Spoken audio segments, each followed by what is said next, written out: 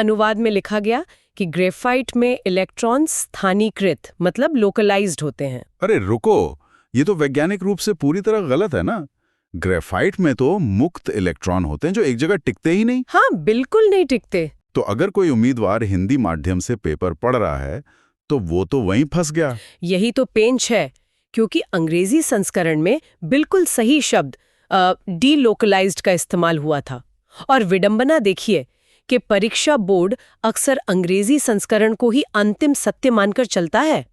ये तो किसी विदेशी फिल्म का एकदम खराब डब किया हुआ संस्करण देखने जैसा है, जहां बस एक गलत शब्द पूरी कहानी का अर्थ ही बदल देता है। हजारों हिंदी माध्यम के उम्मीदवारों के लिए तो ये सीधा सीधा नुकसान है। हाँ, और मैं एक बात और जोड़ना चाहूंगी कि ये सिर्फ अनुवाद की बात नहीं है, विकल्पों के अधूरेपन का भी एक बड़ा खेल है। जैसे मीथेन और क्लोरीन की प्रक्रिया से बनने वाले CH3Cl को ही ले लीजिए। अच्छा, उसमें क्या हुआ था? बोर्ड ने इसके सामान्य नाम मेथिल क्लोराइड को सही मान लिया और जो IUPAC नाम है क्लोरोमीथेन उसे पूरी तरह गलत ठहरा दिया। क्या बात कर रही हैं? जबकि NCERT तो साफ कहता है कि क्लोरोमीथेन भी सही है।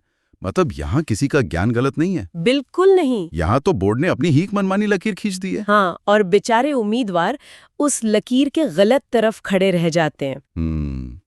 चलो, अनुवाद और विकल्पों की गलती तो हमने बोर्ड के सिर मर दी, लेकिन तब क्या होता है जब बोर्ड सवाल एकदम सटीक बनाता है पर हमारा ही दिमाग हमारे साथ खेल कर जाता है? वाला हिस्सा मुझे सबसे दिलचस्प लगता है।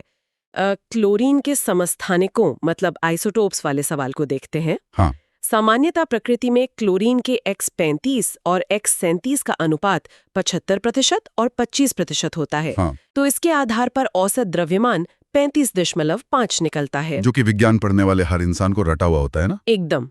पर परीक्षक ने यहाँ आंकड़े ही पलट दिए। सवाल में X35 को 25% और X37 को 75% कर दिया गया। ओहो, तो अगर कोई गणना करे तो उत्तर 26 नहीं 36.5 आना चाहिए। सही कहा। पर आपको पता है, अधिकांश लोगों ने बिना सोचे समझे सीधे 35.5 पर टिक लगा दिया। अरे बाप रे, मैं तो ये देखकर हैरान हूँ। ये तो वैसा ही है जैसे किसी ने अपने कंप्यूटर का पासवर्ड बदल दिया हो, लेकिन उंगलियां पुरानी आदत के कारण कीबोर्ड पर वही पुराना पासवर्ड टाइप कर देती हैं। मतलब मसल मेमोरी। हाँ, इसे मनोविज्ञान में पैटर्न मैचिंग कहते हैं। तनाव के माहौल में दिमाग ऊर्जा बचाने के लिए शॉर्टकट लेता है। मतलब वो पूरा सवाल प्रोसेस करने के बजाय सिर्फ कीवर्ड्स देखता है। हाँ, सिर्फ क्लोरीन या समस्थानिक जैसे शब्द देखता है और मेमोरी से पुराना उत्तर निकालकर रख देता है। ये ज्ञान का नहीं बल्कि प्रेजेंस ऑफ माइंड का टेस्ट था। तो इसका सीधा सा मतलब है कि जल्दी में होने पर हमारा दिमाग जो देखना चाहता है वो बस वही देखता है। ये चीज शायद ऑक्सीजन के परमाणु क्रमांक वाले सवाल में भी भारी पड़ी थी। बिल्कुल। सवाल में एक विकल्प था कि ऑक्सीजन की कक्षा में 8 प्रोटॉन होते हैं। अब दबाव में दिमाग केवल ऑक्सीजन और 8 प्रोटॉन देखता है। और वो इस बात को पूरी तरह नजरअंदाज कर देता है कि प्रोटॉन कक्षा मतलब ऑर्बिट में नहीं बल्कि नाभिक यानी न्यूक्लियस में होते हैं। एकदम सही पकड़ा आपने। लेकिन दिमाग उस कक्षा शब्द को छोड़ क्यों देता है? क्या ये सिर्फ जल्दबाजी का नतीजा है? मैं समझाती हूँ। इसे कॉग्निटिव टनलिंग कहा जाता है। जब हम बहुत ज्यादा दबाव में होते हैं ना, तो हमारा विजन सिकुड़ जाता है। अच्छा। हम केवल मुख्य जानकारी पर फोकस करते हैं और संदर्भ या जो छोटी छोटी बारीकियां होती हैं उन्हें छोड़ देते हैं। यही वजह है कि एक और सवाल में अमजद अली खान की जगह टाइपिंग की गलती से लिखे अमीर अली खान को भी कई लोग पकड़ नहीं पाए। और धातु अधातु वाले सवाल में भी यही हुआ होगा। जहां आयोनिक बंध में इलेक्ट्रॉनों का पूरा आदान प्रदान होता है, वहां सिर्फ बॉन्ड शब्द देखकर इलेक्ट्रॉन साझा करने वाले विकल्प को सही मान लिया गया होगा। हाँ, बिल्कुल यही हुआ था। वैसे देखा जाए तो ये सिर्फ परीक्षा हॉल की बात नहीं है।